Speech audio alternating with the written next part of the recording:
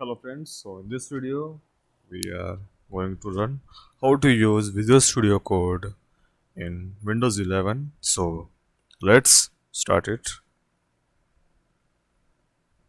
So you can search on Microsoft Store if you want to know how to install Java in Windows 11.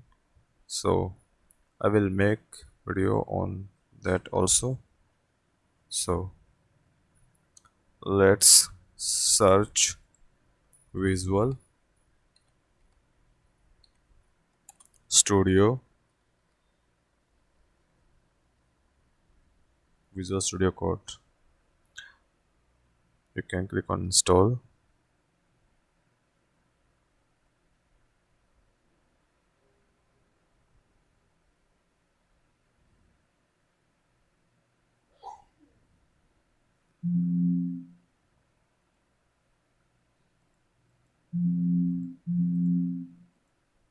I have already installed it, so it's not installing again. So let's open it. So get started and my.java. I create the file, and in output section I written this is my first program. So let's run it. You can see that output is visible on output screen. So thanks for watching. If you like it, share and subscribe my channel so that you will never miss any update from my side. So thanks.